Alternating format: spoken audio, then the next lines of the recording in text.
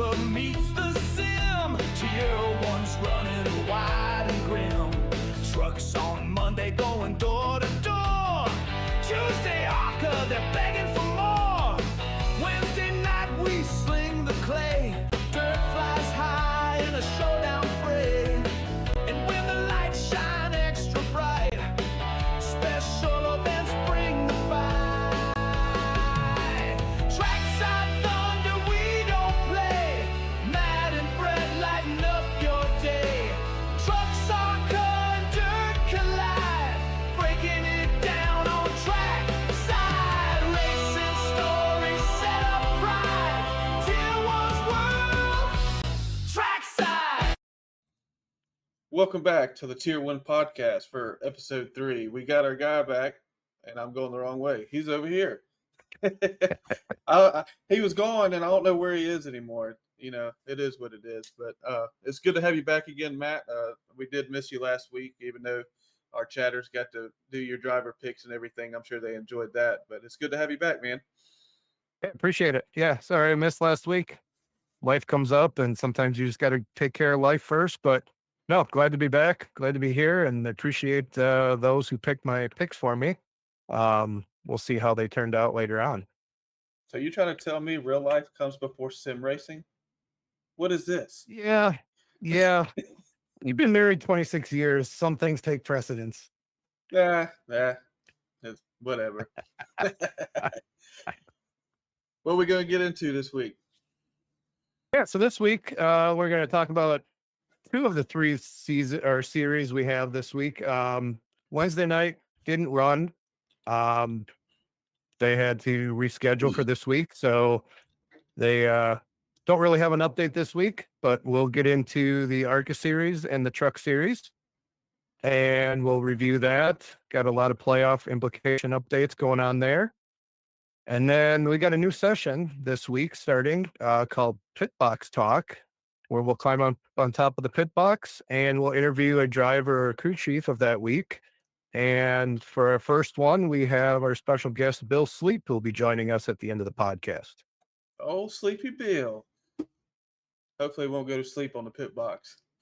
No, I'm looking forward to it. It'll be fun. All right, well, we're going to get started with the Tier 1 rundown, and we'll see y'all in just a second. All right, so we're going to jump into the THDesigns ARCA series. This week we are at Phoenix Raceway for the halfway race of the season, and it was a pretty clean race for the most part. A lot of different strategies going on. We had Justin Evans winning by over 6.5 seconds and leading a race high 84 laps. Justopher and Christopher Pendel stretched their fuel to make it to the end while everyone else had to pit somehow. Not sure how. I was one of those drivers that had to pit, and not sure how they got the fuel mileage, but kudos to them. Greg was pretty much in the catbird seat the whole time to win this thing if Justin and Chris pitted, but didn't turn out to be that way. So Greg was the only other driver to lead more than 2 laps with 62 laps led, but Justin finally was able to put a race together and stay out front. And not only did he win the race, he also won the stage at halfway. So congratulations to Justin on finishing that race in front this time. And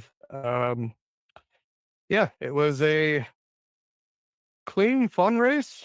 Would you say that, Brett? Yeah, I do. It was really fun to watch. There was a couple incidents that we'll talk about later in our penalty report, but for the most part, it was a really good race. There was a lot of different strategy going on. Me personally, I think Greg had it in the bag if everybody had to pit, but Justin and Chris were able to just save, and able to get it to the finish. I think, if I'm not mistaken, in the interview with Justin after the race, that he had like 0.4 laps of fuel left when he crossed the finish line. So, I mean, that's stretching it for sure. Yeah, it was. We were waiting from the pit. We were waiting for both them guys to pit, and they just didn't pit. So I was 5 laps short when my last pit stop happened. So I knew I had to stop again. So, but again, it's strategies and fuel management, tire management, and those make a big difference in these races. So, um, Now, when y'all pitted, did y'all all pit on the same lap? 'Cause my recollection is not all there of the race, but I didn't know if did y'all all pit at the same time, or did you pit a couple laps early and then a caution came out and you just stayed out? no, actually, there was a couple different strategies going. After we took that green flag after the halfway point, I believe there were no cautions after that, if I remember correctly. I could be wrong. Um, I think but there was. I want to say Justin Evans was there actually one? got spun around. I think it was Okay, either net code or he downshifted. It was something really weird, but that's right. That's right. he did spin out and cause the caution there on the second half. But I believe that's the only caution. I could be wrong, but Yeah, I think you're right. I'm trying to. It's been a week, so forget. But so I think everybody pitted on that last caution. I knew I had to pit, and there's a couple other guys that knew I had to pit. Zach Woods, I believe, was another driver who had enough fuel, and he was kind of laying in the back waiting for everybody to pit. Um, I came to the decision to pit earlier than everybody else, and that started other people pitting. So everybody didn't pit at the same time. Everybody had different strategies, but at some point, everybody had to pit, and them two guys up front did not, and they were now, able to make it. how do you feel that your strategy would have worked out if that caution wouldn't have came out? Do you think that you would have been able to give anybody a run for their money or advance your eighth place position? I think I maybe would have been able to get a top five out of it.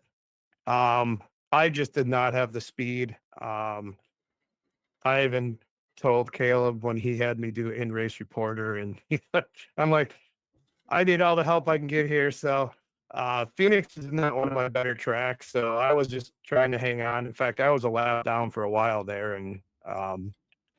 But yeah, I think maybe a top five if I would be lucky, but I didn't have anything for Greg or Justin or Eddie or any of those guys, Christopher. I just didn't have the speed all night. But it is Phoenix. Everybody can't be good at every track, so we move on to the next one. That's right. And you wasn't able to pick last week for your race winner, but we did a little thing in the chat where uh, your commenters and stuff got to pick who was going to be your pick for the week. And we had a tie between TJ, Elaine, and Gary Smith. And unfortunately, those picks did not work out very well. Even though Gary started in fifth, he finished 11th, 13 laps down. And TJ started fourth, and he finished 63 laps down. So it just a tough break. Uh, Obviously, they had the speed in qualifying and everything, but and then I had to pick my boy Greg because I mean that's his best track is Phoenix, and he's a real good short track racer. And like we were saying, I think he really had it in the bag until they somehow stretched that fuel to the end, and strategy just got him. It wasn't necessarily his race pace, but we are going to Texas next week, and we're just past that. This is the second half of the season. And I'm going to bring up the points here if I can get to it. Boom. Now you're covered up. We don't want to Okay. see that ugly mug, anyways. Okay. But we got Greg Wood, Gary Smith, Eddie Baker, Justin Evans moves up into the fourth spot, Christopher Pendell, Zachary Woods, Christopher Lunsford, yourself in eighth, Bill Sleep in ninth, TJ Elaine in 10th, and y'all can see the rest of the running order 11th through 12th. Do you think anybody's going to be able to get to Greg Wood the second half of the season? I mean, he's already got a 43-point lead on Gary and a 46 on Eddie. Do you see anybody kind of coming in and upsetting them as long as Greg's able to make the rest of these races? Yeah, I think so. I mean, Greg's my teammate, so I hope he can make it all the way there, get the championship. But Gary Smith's come on really strong in the last couple weeks. He won 2 weeks ago, I believe it was. I He think was you're right. fast this week until he got wrecked out. Um, Eddie's usually always fast. Justin Evans is fast. If his hotel internet got better, I think he could really be a force to reckon with. He's been fast every week. Christopher Pendel. I think there's a lot of people there. Zach Woods is not that far behind.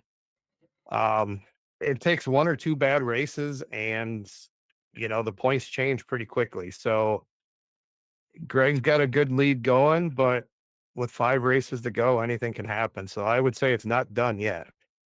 Yeah, I definitely agree with you. It's going to be a tough uphill battle to eat into that deficit and pass them, like, especially with the races that we do have coming up. But if you was to take your pick out of those first few people, who do you think can get up there and would pass them for the championship at the end of the season? I'm gonna have to say I would probably go with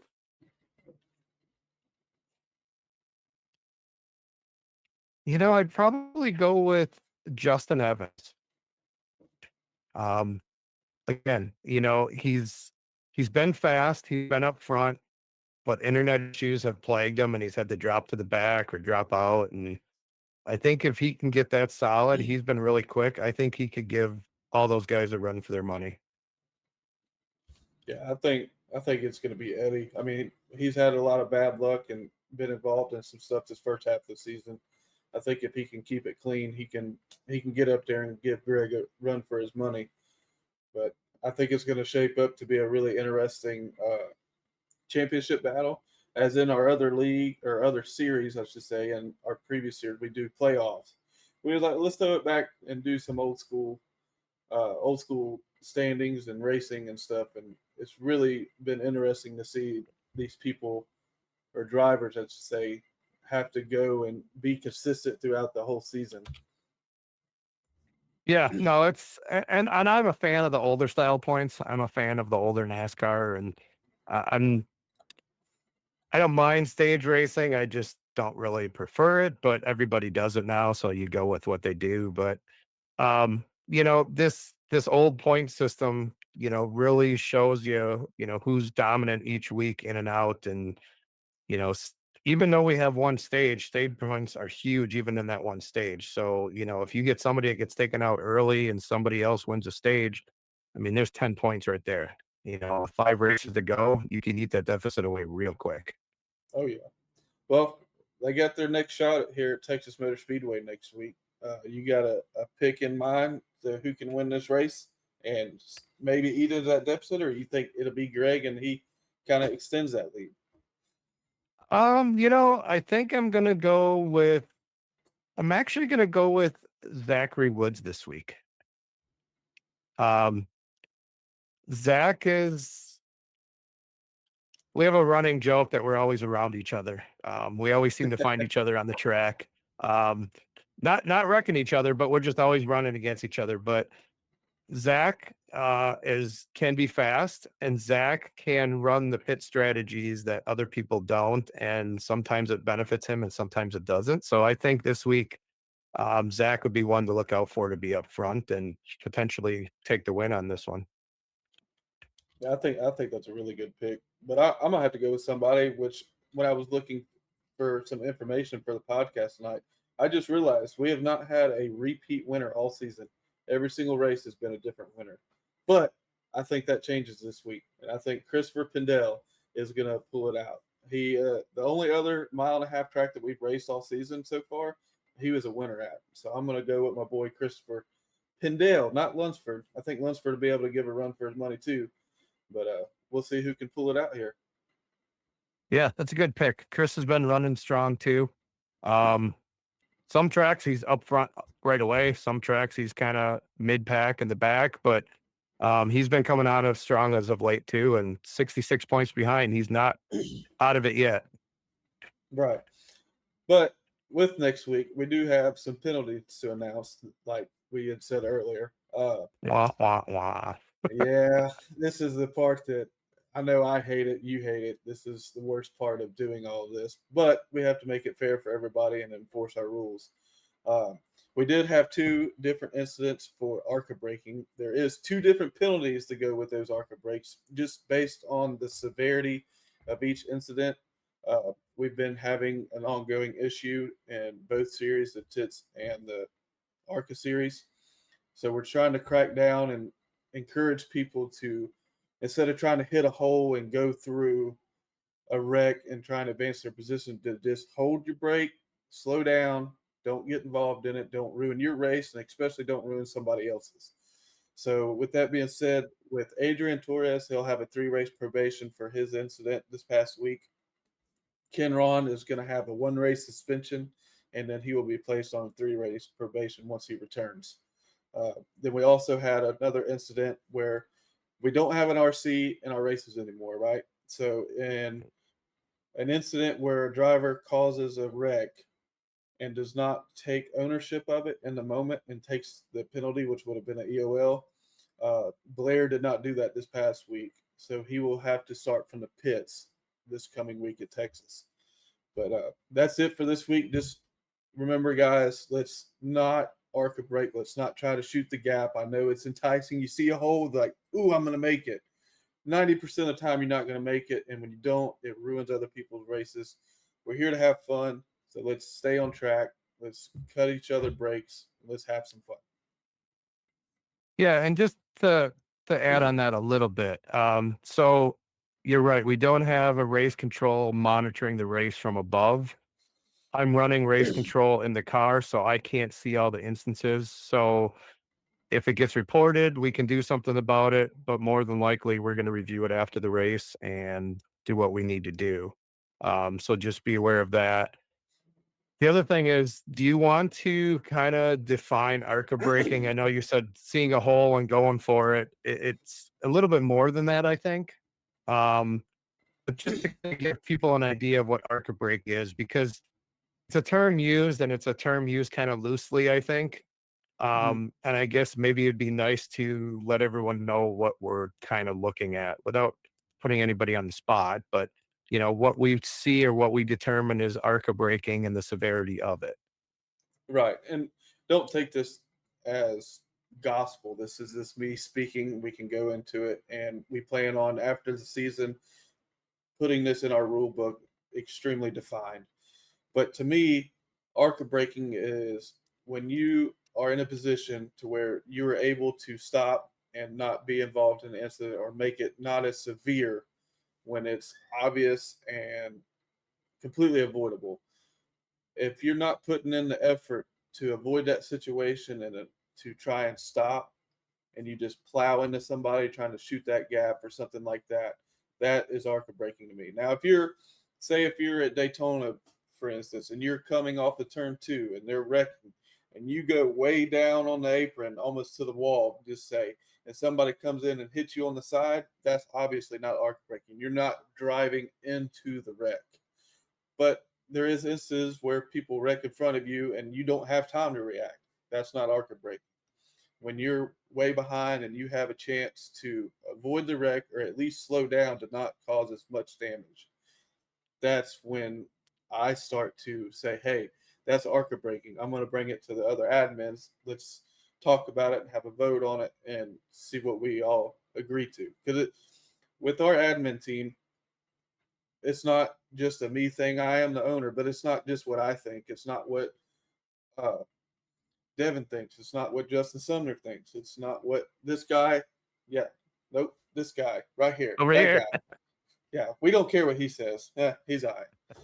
But we all do it from a team standpoint, and I just want to make that clear that nobody's out for anybody or anything like that, and we're trying to be as fair as possible. So just take that in consideration, and let's just have fun. That's what we're here for. Let's just take our time, race hard, but don't take each other out. Yeah, no, and I just wanted to bring that up. I know there's been some questions asked, and I figured maybe this would be a way to kind of air it out and get everybody kind of understanding Right. what we're looking for. I mean, we're not out there looking for people to do it, but instances happen. If there's a wreck in front of you and you're a half a straightaway back and you accelerate into the wreck, that's ARCA braking. And Correct. for everybody who watches ARCA racing, ARCA cars are known for not stopping very well to begin with. So that's kind of where the term came up. But yeah, to your point, do whatever you can to avoid wrecking. Sometimes you can't. Sometimes you do, and you end up damaging yourself worse than somebody else. But nobody likes getting taken out because they've been sitting on the track for 3 or 4 seconds and then they get plowed into at full speed. So, Yep.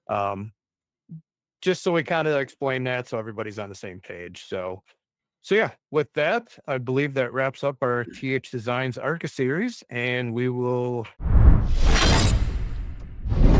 All right, now we're going to look at the TITS Truck Series and do a recap of our Kansas race this past week. Great race had by all. We had one wreck early on in the stage, stage one, I think around lap 6. Blair and Jared Hayes got together and brought out the caution. Other than that, the only cautions that came out were for stages. So uh, great battles all around the track. We had Justin and Greg and Dakota all up front challenging each other pretty much the whole race, back and forth, back and forth. Stage one was won by Dakota Ramsdale. Stage 2 was won by Justin Sumner. Green flag run, like I said, the entirety of all stage 3. No incidents that brought out any cautions. There might not have been a one through a caution, but there was an incident with Greg Wood, which when we went back and looked at the replay, it was a mile at net code. But I'm going to show y'all this probably save of the year. So here you go. You can kind of see on the broadcast and listen to it. Sumner trying to run anywhere they're not as he pushes now the 83 into turn 1. What a save there by Greg Wood Jr. as Justin Sumner. Yeah, that was a hell of a save. Hell of a save. But after that, running there to the end of the race, there's a lot of fuel strategy going on and everything. Dakota ended up running out of gas, coming, I believe, on the last lap, and he dropped from second, I believe, to 5th place. And with that happening, that actually put who was it? Jared Hayes into the playoffs and kicked Eddie Baker out, who was involved in that lap 6 incident. But, big but here, in our rules in our playoffs, you can win in advance in the champion or in the round of 12 to the championship 6. But the caveat to win and advancing is you have to participate in each race of that round. Unfortunately, the winner of race 2, anyway, he won one of the races. Jordan Baru was not present for race 3, which made his win not advance him, and he falls back on points, which puts him behind a couple guys, and Eddie ends up back into the playoffs or into the championship 6 for that final spot. But I'm going to bring up the points if you want to talk about it more, Matt. Yeah. So as you see the points here, now we are in the final 6 here. For the final, is it 3 races? Yes, 3 race championship 6. So with playoff points carrying over, you see that Justin Sumner currently sits in the number 1 spot with now Eddie Baker 12 back, Dakota Ramsdale, Greg Wood Jr., myself in 5th, and Jared Hayes making up the top 6. I know this last race, there was a lot on the line with points, and I was doing everything I could just to stay in front of Jared. I was able to do that, but Jared was caught up in that early wreck, but he ended up finishing right behind me. So he got enough points to get in as well. So it's going to be a tight race for the next 3 races here. We got a couple different tracks coming up. Phoenix coming up this week, which it's definitely a challenging track, at least for myself, but can make interesting racing and interesting things happen. So 29 points, 32 points out, not the end of it all, but you got to have a good race and a strong race in order to, capitalize on stage points and capitalize on somebody's misfortune if there is some. And it's going to be fun. I'm glad to be a part of it, and it's going to be a blast. And one thing I do want to point out in our championship 6 round, a win doesn't guarantee you the championship or anything like that. These 3 races are straight up points. So whoever is at the points lead after these 3 races will be crowned the champion. Yeah, It's going to be interesting. I mean, everybody's got to be on their A game, and one bad race and you can drop a lot. And stage points again are huge. So looking at the Phoenix race, who do you got for your pick this week? I know he failed me last week in the ARCA series at Phoenix, but I die on this hill that if it wasn't for the two people stretching it out on fuel, that Greg Wood would have won that race, and I'm picking him to win this week. And I think he's going to not only win this week, but I think he's going to give Justin a good run for his money with the point lead that Justin has for this championship. It's a good pick. I mean, he's up there every week in the front, and I'm a teammate with him, and I try and learn as much as I can from him. And we raced pretty good together last week. We finished 2 and 3 on Monday night. So hopefully we can do the same thing. But yeah, it's a good pick. I'm going to go with Dakota. Dakota has been fast. He's been there every single week. He would have been there again last week, or at least close to it, if he wouldn't have run out of gas. But that's sometimes the strategies you take. And, you know, he was coming off that win at Talladega, so he's got momentum going. So I'm going to go with Dakota this week, and I think he'll be able to pull it off unless I can beat him, but I don't know that I can. Hey, you never know. I mean, you beat him at least once this season. As Denny Hamlin I said, I did. beat your favorite driver. Did it at Daytona. Maybe you could do it again Yeah. in Phoenix. Yeah. So yeah, it's definitely be a good watch. So everybody tune in Monday nights, 7:00 Central is practice, 8:00 Central, 9 p.m. Eastern, right? It's green Yes. flag. Yes. Yep. Roughly. So Yes. everybody tune in. There's going to be a lot of exciting races. Point racing is going to be very aggressive. It'll be a good show. That it will. That it will. You can catch all the action on Tier 1 Studio. Live. All right. Welcome back, and welcome to Pit Box Talk. This is where a segment of the show where we sit down and talk to a driver or a crew member or someone in iRacing, and we just get to know them better and just sit around and talk and have fun up on the pit box. So tonight we have on the pit box Bill Sleep. Welcome, Bill. Hey, welcome, guys. AKA How you doing? Sleepy Bill. Yeah. So As you long as you probably don't all sleep on the start. right. Well, thanks for joining us, Bill. I'm sure everybody's pretty familiar with you. You've made a name in the series, Tier 1 series, in the good way. You're a super clean driver, and you know you're there when you need to be, and you're always getting called out on the broadcasts for, you know, staying out of trouble as best you can. And I believe this week you ended up in a top 5, at least in one race. So yeah, welcome to the show. And first question I'm going to ask you is just give us a background about you. How did you get into racing, either sim racing or I know you race in real life as well. So kind of give us a background there.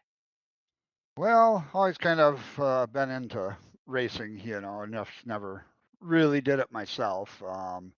And then back in 2010, my son started to race go-karts. The guy that he worked for gave him a go-kart to race. So we went out for a practice session, and I thought, holy man, that looks like a blast. So within a week, of course, I had one. And then, so my son and I started racing against each other back in 2010 on dirt oval in go-karts. It was a blast. First year was a struggle. Of course, we had no clue what we were doing. Not a clue. 2011, they came out with a whole different class that fit what we were looking for to have fun. They call it a sportsman class. Everybody had the same motor, the same tires, same everything. Bunch of us switched over to that class, started racing in 2011 in that class. My son won the championship first year. I won it the second year in 2012.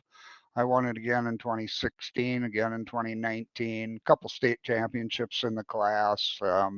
Very successful in it. And then old age crept up on me. And a couple of years ago, I had back problems with the go-kart, being an inch off the ground. So got out of them, found out we were running legend cars, and I thought, these things got shocks, they got bigger tires. All right, I'll buy one.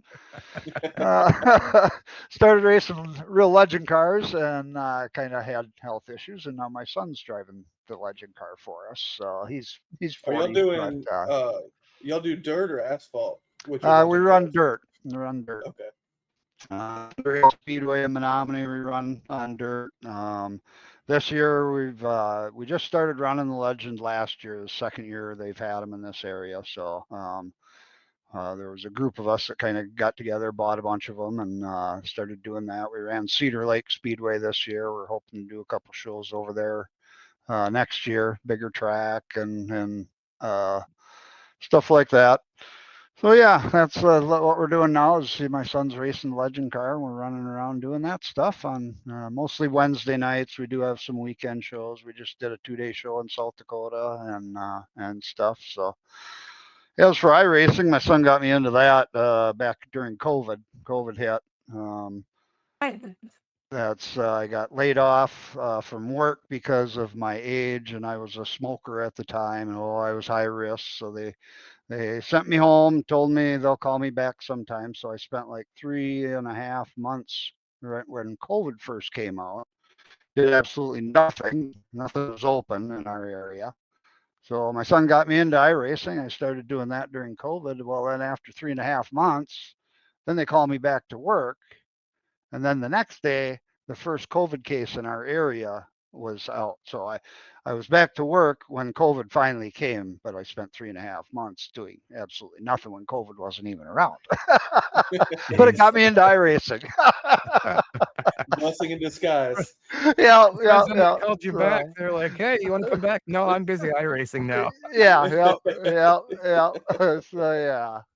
So yep, been iRacing since the COVID epidemic stuff, and kind of progressed up to, started in a chair into a little sim rig. Now I'm up to a full motion rig with the triple screens and everything. And so, yeah, of course, I got all this money invested to it. That's why I race so much. You gotta make Yeah, it you worth have it, right? to. Yeah.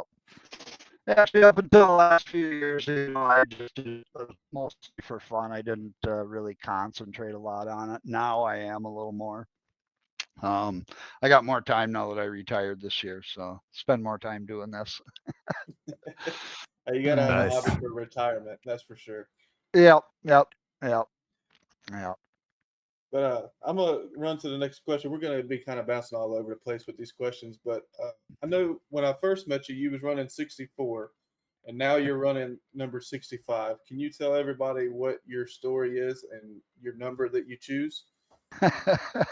It goes back to the go-kart racing days, actually. When I first started, the first kart that I bought had number 6.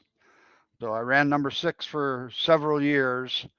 Can't remember what year we started to change. I'd have to kind of look at my age. But anyway, me and my son wanted to get more people into the go-kart races, so we bought a couple new karts that we were going to race. We put people in our old karts. So rather than changing the number on the old kart, I was 60 years old. So hence I started with kart number 60. So kind of started thinking next year, I was 61, it's kart 61, and then 62, 63. So every year, my birthday is December 31st. So every year on December 31st, I had a number. So I went from 61 to 62 to 63 to 64. Now I'm 65. So end of the year, I'll be 66. Well, I guess we're never gonna have to guess your age, that's for sure. Yeah. Yeah. So yeah, that's what I've been doing since that took place 1 year, and we started doing it that way. Yeah. Cool. Yeah, I know usually people have different reasons behind their numbering, so it's always kind of interesting to understand where the numbers come from and why people pick certain numbers. So, um, very cool. Uh, Uh, moving on. Um, explain your approach to or your mindset before we'll just kind of stick with iRacing at this point, but coming into an iRace for a league race, do you have any kind of way to prepare or a mindset that you get into when you get in there, or do you just kind of jump in and take whatever is thrown at you? Usually I'll run some practice during the day or a few days before, on and off, especially now that I'm retired. I got a little more time I can spend doing that. But otherwise, you come into the race. My mindset's, I'll maybe try and run, a couple of fast laps, hard laps, and then try and run, a long run, see what the tires are like, that kind of stuff. The racing, depending on how the race itself goes, you know me, you got to be there at the end in order to win these things. So I try and just ride them out and be there at the end, and then go from there. And usually, most of the time, it works out. Sometimes you get caught up in stuff. So. Yeah, I'm with you. I kind of the same approach. I kind of just lay back. I'm not one to rush to the front. That's why I don't have very many stage points. But Yeah. you got to be there at the end to have a chance, and that's usually what I do. And sometimes, like you said, it pays off. Sometimes it doesn't. But yeah. So good deal. Yeah, try and be patient. Try and just, I don't know, like you say, I don't like to cause issues. Try and stay out of the way. Just I try and race myself rather than the other guys out on the track. Most of the time I'm the one that makes the mistakes, so I try not to do that, and you're usually there at the end. Yep. That's like the old saying: if you race the track, everything will come to you instead of trying to race everybody else. Yeah. Yeah. But the next thing I was wanting to ask you is, we've known you for a while. I've known you for at least a couple years, and I know a good group of these guys in here known you as well. But what is something that we wouldn't know about you? Oh man, whoa.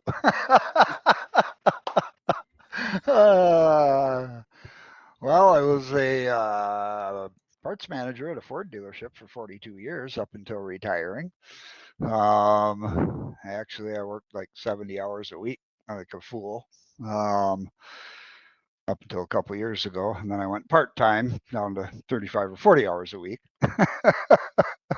But this year I finally pulled the plug. I had some, my health issues going on with some neuropathy things. So yeah, I quit. Other than that, we actually own. My wife has a horse. I own a horse. My wife bought me a horse on my birthday. Or gosh, I don't know. She'll kill me because I don't exactly know how long we've had the horse. But anyway, she bought me the horse for my birthday. So of course she got a new go-kart for her birthday that year. So one good thing that we do. There you go. Very cool. I don't know. Happy life, right? I got two. Yep, I got two grandkids. I got two kids. My daughter's married. His son-in-law. They actually live out in California. They live in the San Francisco area, but not in San Francisco. But then they own a place up in Sonoma also. And then my son lives here in town with us here. I don't know. Live out in the country. My nearest neighbor is over half a mile from me. Nobody around. Dead end, dead quiet road. Beautiful. Deer running all over, bear, that kind of stuff. Wisconsin life, man. Nice. And So I know you can't see it, but I have a hat on for you, Bill. I got my Drink Wisconsin blue hat on for you. Ah, I think you and I are about the only ones in the league that are from Wisconsin that I know of. So yeah. Wisconsin. yes, there. But hey, what I gathered from that though is anytime I have a problem with my F-250, I can just give you a call and get parts on the cheap, right? Yeah, there you go. Yep. Yeah. Yeah, the other thing you probably wouldn't know, so yeah, I was born December 31st on 1959, 7 minutes before midnight. So I was basically a 7-minute tax deduction. Yeah. Where you can get it. So yeah, I was bringing that one up, and then yeah, I was the last baby born in the decade of the '50s in Eau Claire County here in Wisconsin. So that's That's pretty neat. kind of a cool thing, to have, Yeah, that's cool. Yeah, So, that's awesome. All right. This question's kind of more of a fun question. Who would you say is your biggest rival on the track in Tier 1 and why? um, boy, I don't know about a rival. I don't really have rivals, Or who do you most see yourself competing against each week? Or who do you like? We were joking before you came on that Zach Woods and I usually always find each other on the track and we race each other all the time. So just maybe Yeah. somebody you always seem to find yourself on the track around. Well, it's funny because it seems like I'm always around, like, Mayo and them guys, and we're teammates, so we kind of race each other, which does away with the rivalry type stuff. But Right, right. um, Come yeah, on, stir the pot, Bill. Stir it. Don't be scared. I don't know. I like racing with everybody there. Everybody is a lot of fun, and it- most of them run really, really clean. There's a couple of guys that, they are what they are. I mean, you have them at your real racetracks too. We got, there's always a couple of guys that are, but it is what it is there. I don't know. I just like everybody seems to, in my category, what from, yeah, I try and get into the top 10. So I figure fifth place on back, somewhere that fifth to 10th plus. Seems like we're always running together with each other, and everybody seems to respect each other and run really clean. So, I don't really have a rival that I go out and try and really push somebody. The rival, I guess, comes each race.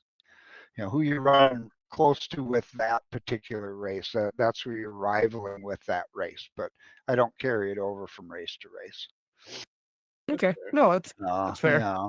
I'm usually running with you. I run with you a lot. So Yeah. Yeah. I think just this last week we had a pretty good race going with myself and you and Zach Woods. So Yeah. until I pitted and then kind of threw everything off. But I was wondering yeah. where you went. Yeah. I tried to early pit to see if I could catch anybody off guard, and it didn't really pay off for me. So Yeah. I was right on that, right there. I mean, I barely made it around, and ran out of gas right after the checkered flag. But I thought, God, should I pit early like you did, or should I just try and run it out? And I thought, oh, I'm going to run it out. One way or another, if I run out, so well, it is what it is. But yeah, barely made her. yeah. Now I know you just don't want to say it because he's here next to you, but we all know that Matt's your real rival. Just take him out. Yeah.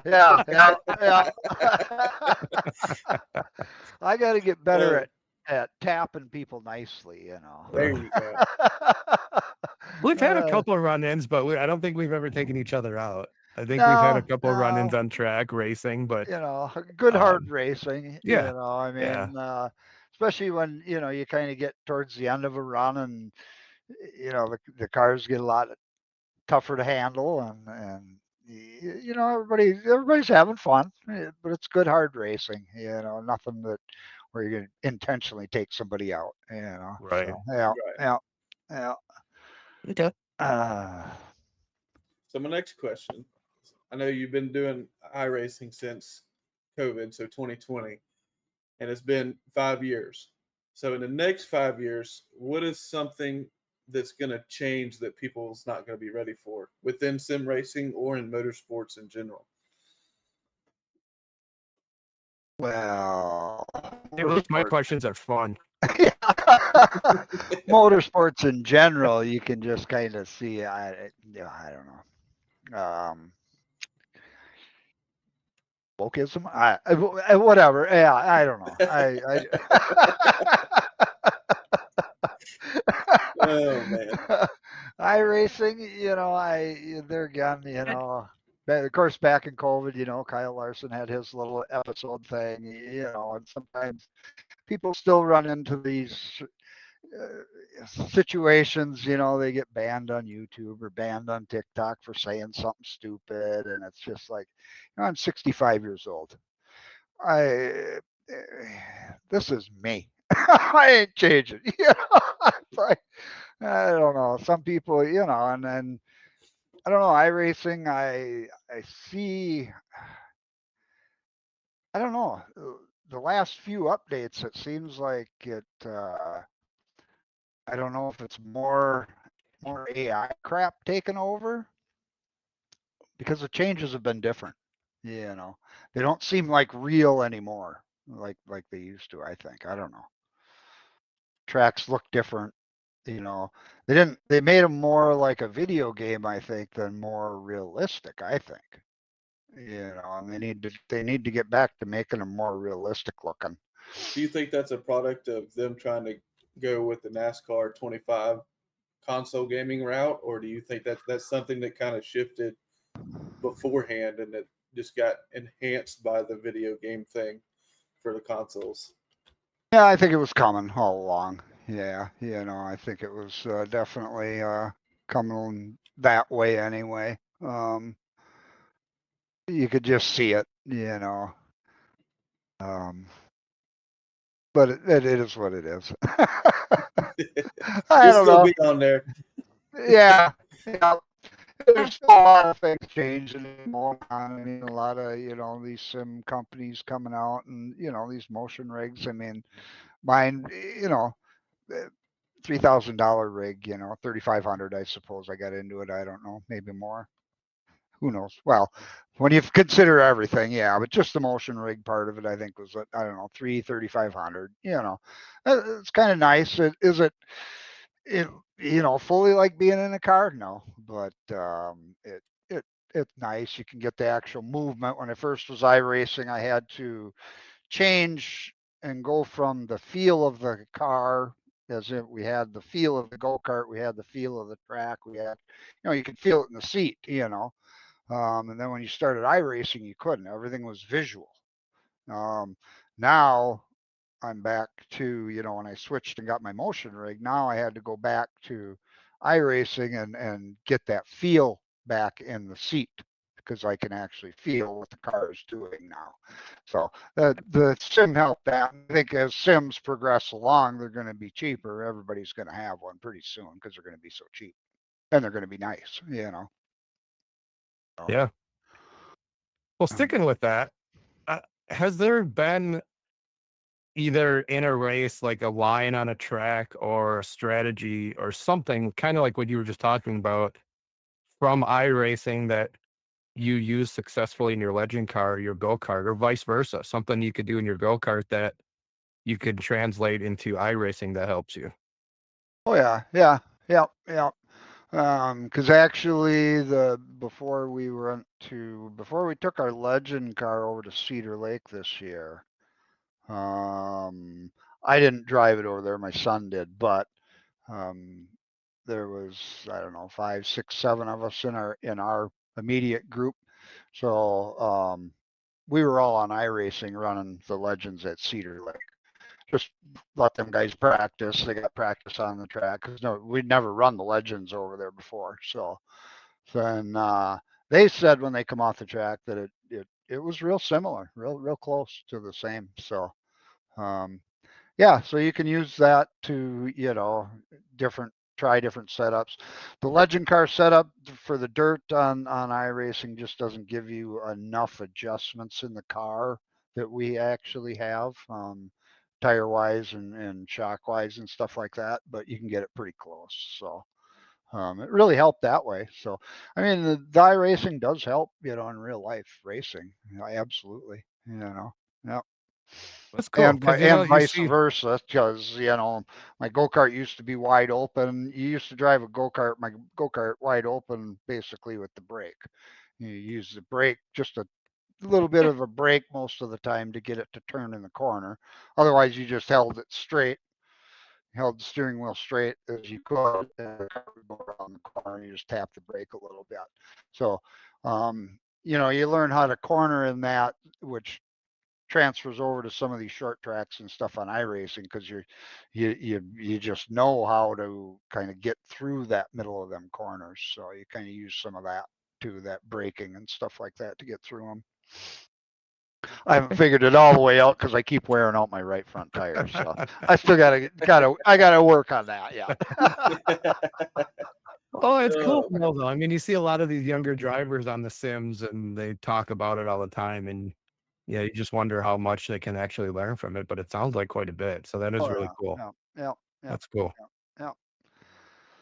Now, kind of piggybacking off of that as well. I know we're kind of staying in the same theme right now, but is there a feature or anything that iRacing could fix to help that transition into making it feel more realistic, or for people to use it as a better tool for real life racing?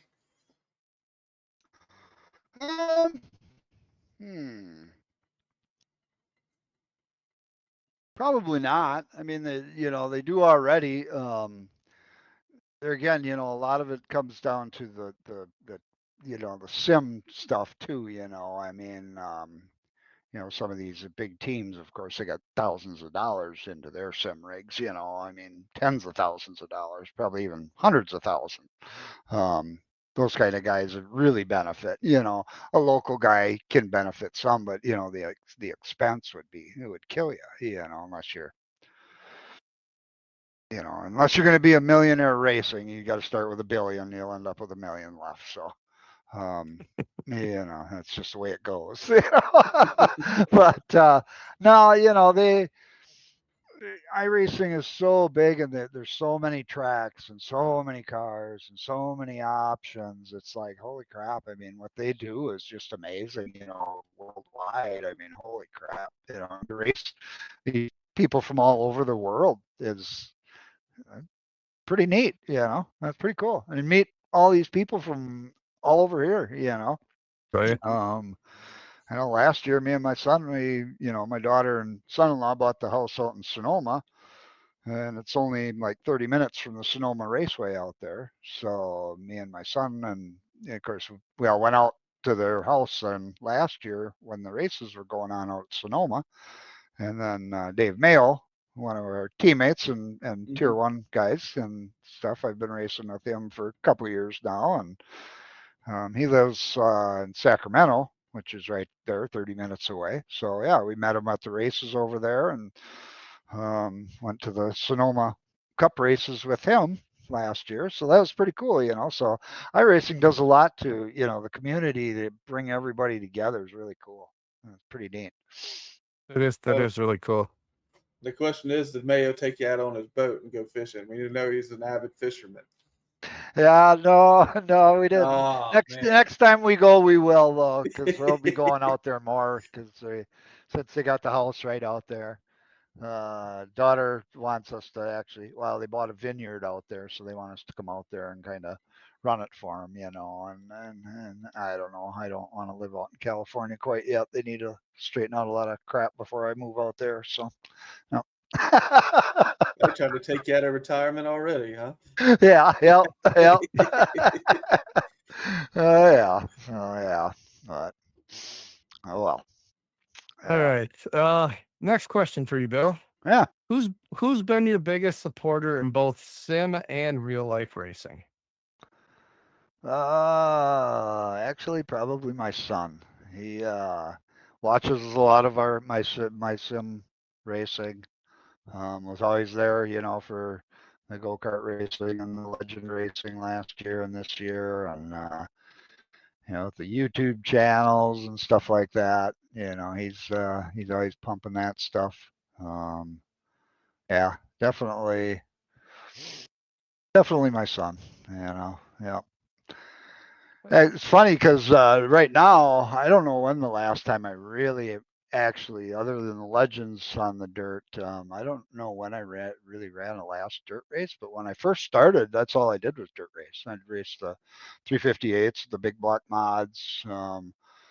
First year, I got my A license in dirt racing. I never touched asphalt.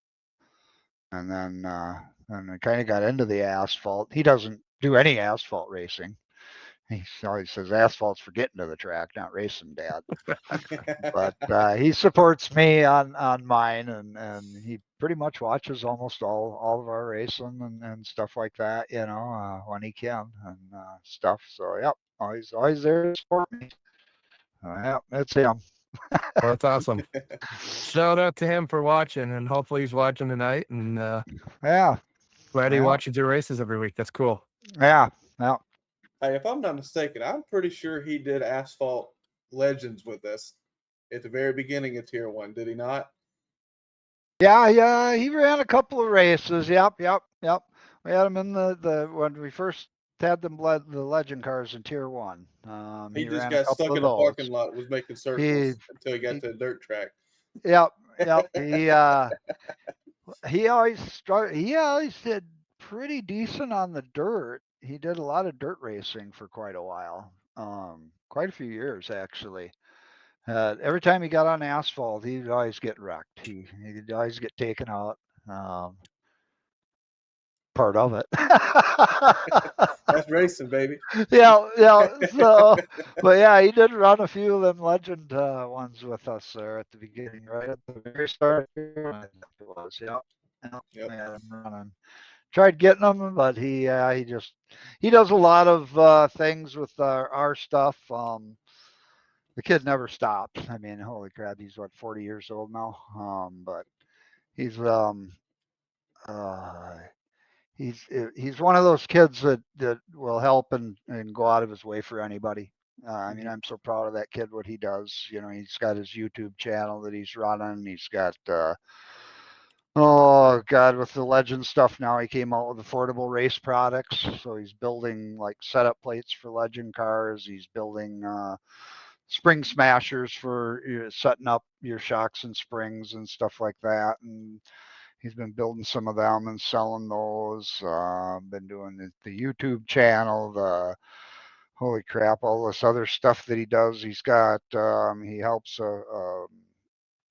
people in their real race cars up here. They run Mater family. They run 2 or 3 different cars. He's always with them doing their pit work for him Fridays, Saturday nights.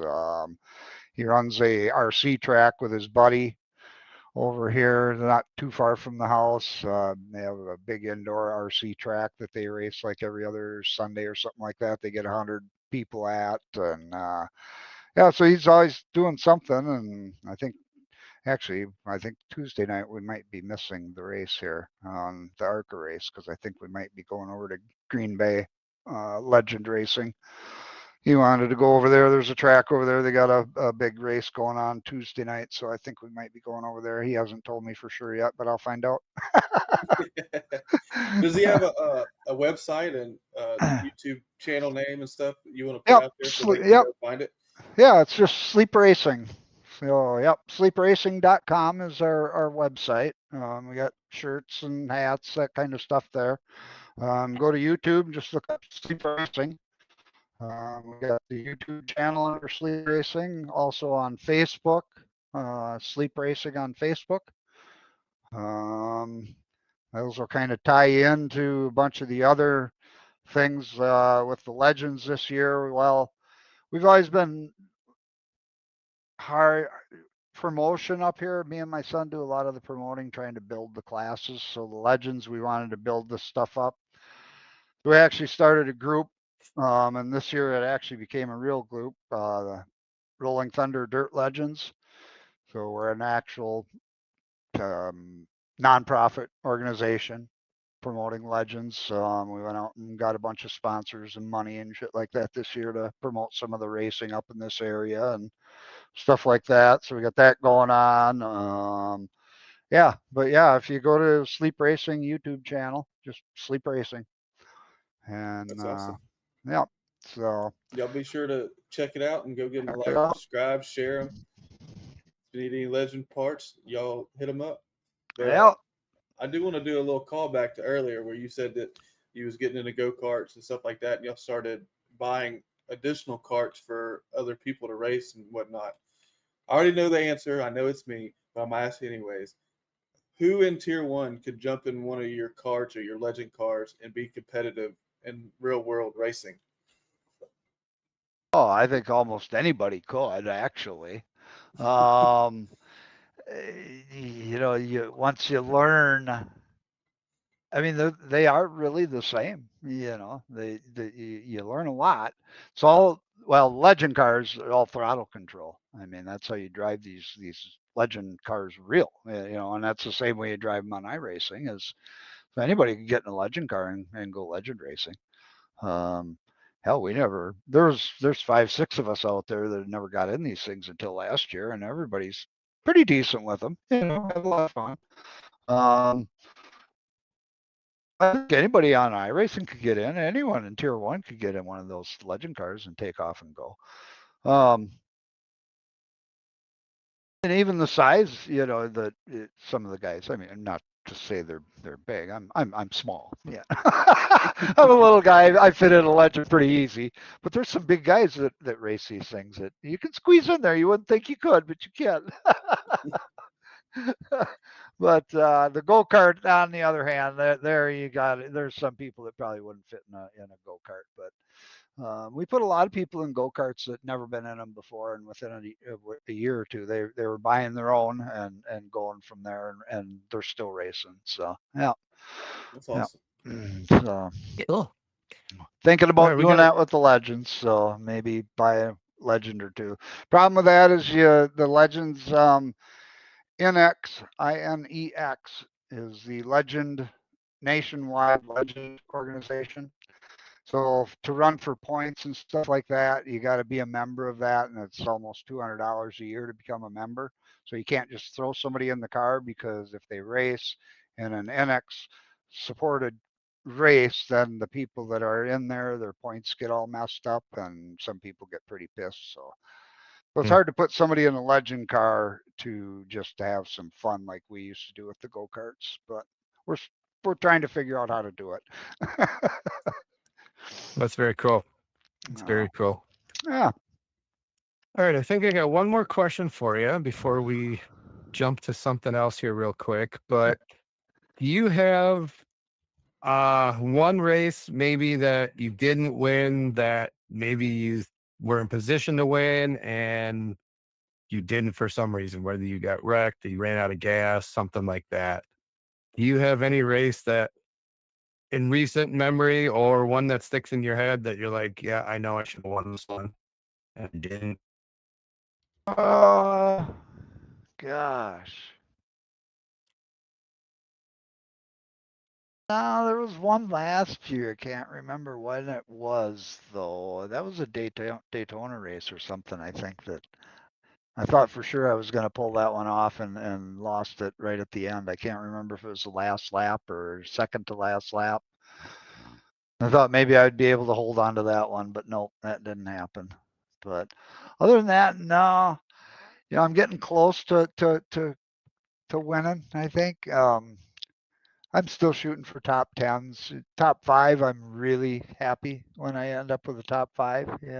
That's cool. I think I've had a top 3 and maybe a couple top 5s this year. I can't remember for sure, but those are always cool right now.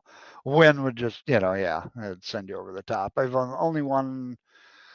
won a couple league races, Talladega and one other one somewhere, but those are plate races. Anybody can win those. You just got to have the right people around you at the end. So, Yeah. one of these days. One of these days. I can speak from experience. I won Daytona. So. Yeah. Yeah. We'll get you a every victory now lane and for then. too long. Yeah. One of these days. One of these days. Yeah. All right. Well, cool. We got 10 Go more ahead. questions for you, but we're going to do it a little bit differently. It's going to be rapid fire, just short answer, and me and Matt's going to alternate. It's going to go pretty fast. But I'm going to start out. What is your favorite movie? Oh, movie. Boy, you'd have to go way back. I don't even know. Probably The Enforcer, Clint Eastwood. A lot of you younger people might not even know that stuff. I'm a big Clint Eastwood fan, man. But yeah, The Enforcer, that was awesome. Okay. Favorite song? Favorite song? Oh, man. Are you kidding me? Open Arms by Journey. Okay. That was our song at our wedding, me and my wife. Good choice. All right. You can't use the same one, but if you had a theme song, what would it be? Oh man.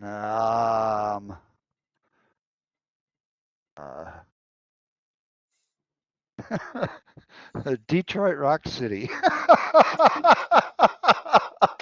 All right. Always crashing at the end. All right. All right. Moving on. Beer or hard liquor?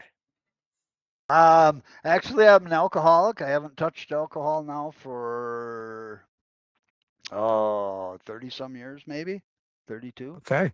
That's awesome. Congratulations. Kudos to you. Yeah. Gave it up. Yeah, I got really hammered, wasted one weekend, really bad. We went to some IndyCar races and just got annihilated and had a week-long hangover. For the next Friday night, I went to crack open a beer and nope, that got sick right away, threw it out and never touched it since. So that was 30 some years ago. I don't know. So was it beer or was it hard liquor? Beer. Yeah. Okay. Yeah. You're from Wisconsin. I kind of figured it'd be beer, but Yep. And from the Eau Claire area, most of the time back in my day, it was Walter's beer. Oh, it's Okay. in Eau Claire. So yeah. Okay. All right. Well, favorite driver, past or present? Favorite driver of the one that I've always, two of them I guess, but number one would be Mark Martin. He was always a big one of mine, and then Bill Elliott. Those two back in the day. They were the ones. They're both Ford drivers, so of course being in a Ford dealership my whole life and everything. So, yep, those were the two that Mark Martin number one. I used to have Okay. a big Mark Martin stand, a full size stand up thing that I got at a car show or something one time. So I always had that here at the house. Wife loved it. All right. Well, now you and Zach Woods have something else in common. So, Yep. all right. Favorite car in real life? Whether you owned it, you wanted to own it. Favorite car, Ford Mustang, 67 fastback. Good choice. Nice. Yeah, I never had one. My brother had one. His was black with the red interior. Awesome car, man. Yeah. Always wanted one, just never did. But yeah, 67 fastback is what I'd go with. All right. Would you rather the Winston Cup style points or the playoff style points that's in modern NASCAR? Oh, points. You know, it doesn't really matter. I mean, you know, they've changed playoff structures in other sports. You know, they change things up. You makes it different. You know, you got to race. If you're racing points, then you got to race the way it's set up. If this is the way it is, that's how you race. That's what those are the rules. You know, and so I've never raced for points. I points fall where they do. I guess I don't really focus on points. I would rather see some type of a playoff structure, especially in the NASCAR racing world. You know, in iRacing world, unfortunately, well, either way, I guess what I don't like in the iRacing leagues is that, you know, everybody starts out all pumped up. You got 20, 25 guys really having a blast. And after about 5 or 6 races, pretty soon the ones that are down at the bottom realize that they're not going to be in anything, and then they start weeding out. You know, and it's like, if you're going to commit to the league, commit to it, and don't matter where your points are. Have fun. But so that's what I don't like about that. But that's going to happen no matter how you do it in iRacing. So Right. you know, so yeah. Okay. All right. Favorite iRacing car or truck that you would, if you jump on and just race, which one would you pick as your favorite to jump in and race? Oh man. I don't know. He's changing them. This is true. And each one, people say they're hard, they're this, they don't like that. They're all different. So I guess it depends on what you want. I kind of race the trucks and I don't know. I like the ARCA cars. They seem to be pretty cool. But they're kind of new, so they're Right. different. But I mean, I'll test drive. I'll jump on, even do some road courses every now and then. I'll jump in a little Mazda or an Audi 90 or something just to mess around. The IR18s are pretty cool. That was kind of, I messed around with those a couple of times. They're just hard to see out of, but they're fun to drive, man. They're a blast. So Yeah. they're all different. They're fun, but every Okay. one. I just like Sure. doing it. Yeah. This one's gonna really get you going. If you could wreck one driver, who would it be? If I could wreck one driver. Oh man. Well, I don't know about that. You can tell us it'll be Brett because mine would be Brett. You do it every week, anyways. You don't have to wish it. Yeah. Not that I recall last week, but okay. No, I got you Oh, last man. Thursday after the checkered flag. So You did. Oh yeah, I don't know. If I could wreck one guy and get away with it, it'd probably be Greg Wood Jr. What the hell? Just to take him out. I'd like to take him out sometime. I love it. I That's awesome. Maybe I will. What the hell? Just to be clear, we're not giving you permission to do this. We just thought we'd ask. Oh.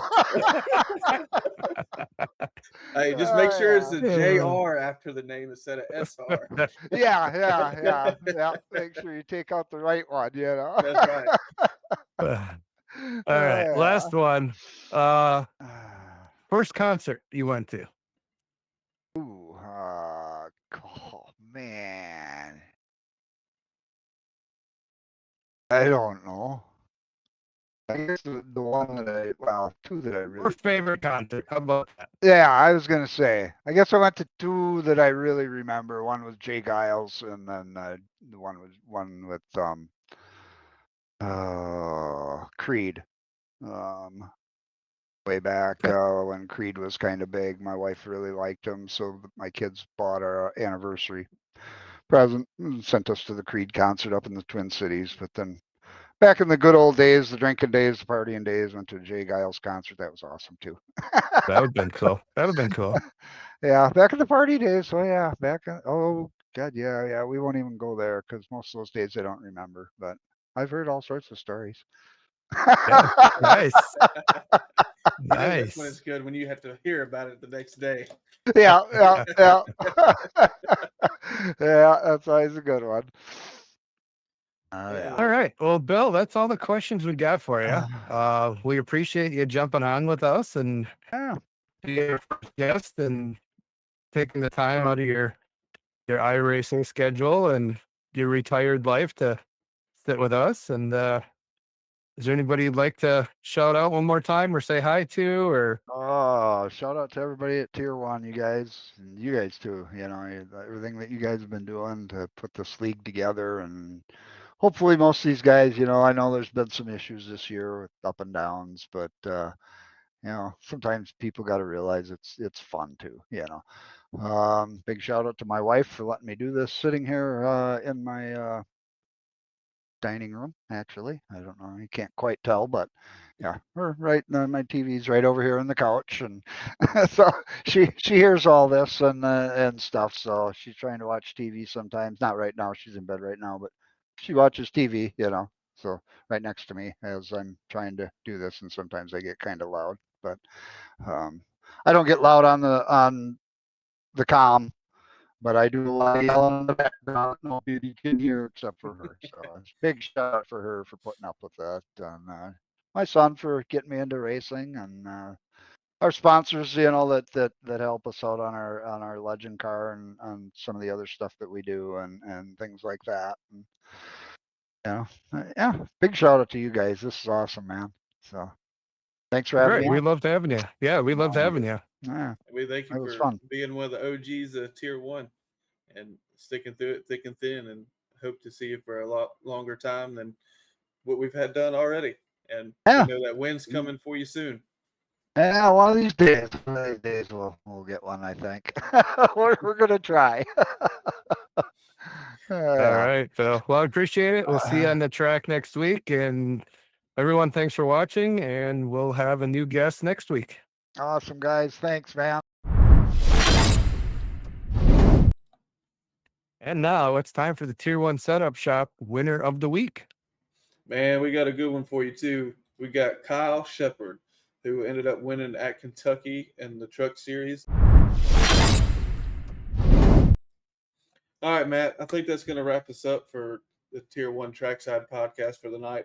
I do want to thank y'all for sticking out through the interview with Bill, which was a great interview, but I know we had some technical difficulties with the internet connection. As you see, I am in a hotel. I work on the road, so sometimes we have these issues during the podcast or even during the broadcast. So hopefully you enjoyed the interview, and I'll let Matt take it from here.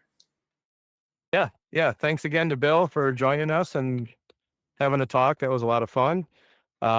We look forward to next week. If you guys want to put in comments who you would like to see and hear on the next Pit Box Talk, put your comments in below and we'll see if we can get them on the show for next week. Otherwise, join us again next week when we cover the action in the TIT series with the playoffs getting closer to the end, the ARCA series, and hopefully the Dirt Guys will be back in action Wednesday. We can cover that. Until next time, have a good day.